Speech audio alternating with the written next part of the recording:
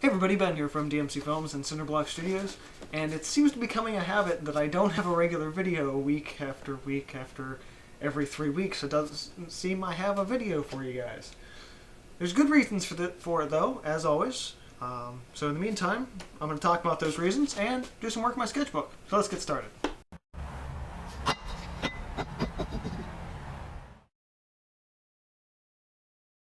So yes, I don't have a regular scheduled video, I just have this, unfortunately. It's just, again, really busy lately. I haven't had time to record and edit really anything, despite having lots of ideas for things to record and edit. So I'm going to work on some little, I'm calling these mech towers while I'm talking, so it won't be entirely boring this week. So one thing, to start out, I'm using today a Pentel brush pen.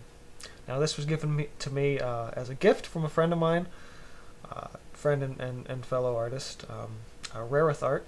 I'll toss a link to her Instagram and in the description box. But I got to try one of these pens of hers a little while ago, and I tried it for about 5-10 minutes, and I was like, okay, I don't want to ruin this thing. And so I had a studio day with her Tuesday, and she brought the pen with her and said, "Here, this one you can ruin." So I was like, "Oh, okay, I'll do that." So this pen in particular, basically using as my daily driver now for a little while. I want to do a video review of it eventually, and but I obviously couldn't get that done this week. Especially since I just have really only been using it for a couple of days now. So I wanted to be sure I had it. I want to work with it for at least 2 weeks before I'm really ready to give a nice review on it. So far, though, I'm actually really loving this thing. It's good for special effects. It's got a lot of really great flow to it. And so far, the brush pen itself is holding its tip, which is something that I really can't say for the Micron brush pen in particular, which very quickly just becomes terrible. It just does not hold its tip at all, which is surprising because Micron makes really good pens in general, but their brush pen is just awful. It's good for special effects, so I keep it kind of creating like little bushy effects, but a brush pen, in my opinion, should hold its point. My regular brush pen is a Faber-Castell Pitt, which is pretty good. The tip itself is a little more firm. It keeps its shape for the most part.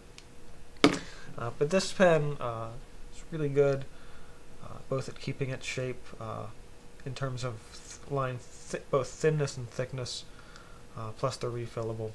But this is already sounding like a review, so I should move on to what else I'm talking about here today. So the other thing, aside from this pen, is I got to try some gouache. Now gouache is an opaque form of watercolor, because regular watercolor kind of dries more transparent and have transparent layers, and so things tend to be okay. Watercolor, you work in layers. Gouache works a little bit more like acrylic, but it is reactivatable with water. So I got to try some of that finally. Something I've been sort of been on my list for a while. To try some of eventually, and gotta say I think gouache to me works kind of how I feel watercolor should work. So chances are I'll be getting some of that probably in about 2-3 months or so, when I actually have the extra spending money to do so.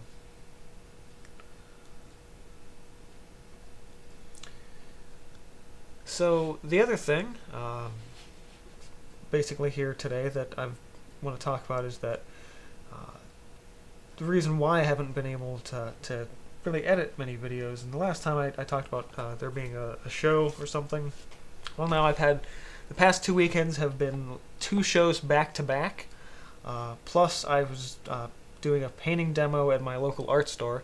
You saw me wearing a Blick Art Materials shirt at the beginning of this video. I got that yesterday, actually, Thursday. when I was doing my live demo, which was really fun. But having that, I have another show Saturday. I had a show last week, last Saturday.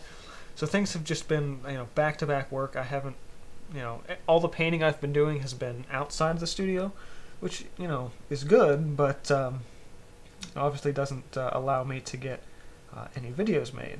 If I'm traveling with my canvas and brushes and everything, I can't take a camera with me as well. At least not without having a cameraman, which I don't have. So that's obviously an issue. And if I'm out and traveling, that between that and my day job, I've just been exceedingly busy. So just unable to get that out. Just it's been a nightmare to do that. And some artists talk about burnout. This is probably the closest I've ever been to it. I mean, I'm not artistically drained, but I physically. It's been absolutely tiring, and so it's like at the end of these shows and everything like that, it's like, hey, you finally have a couple hours to yourself. It's like I don't want to paint right now though. It's like I've painted for 4 hours. I don't want to come home and paint more, because that was already my free time for my art that week. Of course, after this week, things should be back to normal. Everything's kind of been a little haywire recently with as many shows as there have been. So the other thing I wanted to talk about was doing the live demo at the art store. Now this was really fun. I worked on a piece that I have to end up showing it once I finish my topics here today, and my sketchbook page. But I wanted to specifically talk about my art store that I go to. Now the art store I go to is called Utrecht. Now Utrecht has been around for quite a while, and I think the 30s maybe, something like that. Could be wrong. Might be thinking of the wrong thing. But I think it was about a year or two ago, Utrecht got bought out by Blick Art Supplies. Now Blick is sort of the other big art store chain in the United States. And it was just sort of, hey, we're buying the store out, but we're not, we're not like completely getting rid of the brand. They actually took a pretty big part of their investment and invested in the Utrecht paint factory, which I thought was really cool. However, when I was at my art store doing the demo, they said, hey, the store is going to be moving. And I said, oh, that's unexpected. And it's probably a better business move for them because they're moving to an area where there are a lot of colleges out away from where they are now, which is like the party street. All the bars open up on that street at night, so not necessarily the best location for an art store. However, it's like where they're moving to. It's like I don't know that part of the city. I'm gonna have to learn the whole thing. It's gonna be an inconvenience. In the long run, probably be really good for the store and everything like that. And I also asked them, like, well, is it still going to be a Utrecht store? And they said, no, we're converting it to a Blick. And I said, darn. Which, it doesn't do anything. But then I started to think about it, and I'm like, I bet this was the business plan. So Utrecht and Blick merged, and they, for now, have been keeping the stores open. But I'm guessing, I'm just speculating here, so I can't say exactly what their terms were. But based on what I've seen, it seems like they're converting all of the Utrecht stores into Blick stores, which again, it doesn't do anything. It's nothing too crazy. It's not going to be a loss for any reason. It seems like, okay, we'll take over the stores and you can keep making paint and brushes and everything you do. But it's one of those things where it's like I've been shopping at the store since I was 18. And it's just like it's not, the management isn't changing. It's just different, change of location, change of name. That's all that's going on. But for some reason, weird part of me is just like, this is just so unfortunate. because you get used to a name and in a place and everything, and then so when that changes, things just kind of, like you feel like you're losing something in the process. But it's not like it's going to change my supplies or anything like that. Everything's the same. But just a new phase in the art store world. So that's kind of just what I wanted to talk about this week. Again, sorry I don't have a regular video out, but really this is all I could manage to do in such a short period of time. I'm recording this at a little after 3 today, Friday, so things are really getting done late this week. So one more thing before I head out. When I was at the art store doing my demo, this is the piece that I was working on. This is still an in-progress painting, so a lot of work left to go on this, probably another good 8 hours. But I just wanted to show it, specifically because it's a big forest piece. I don't think I've done a big forest painting in, oh man, like a year and a half.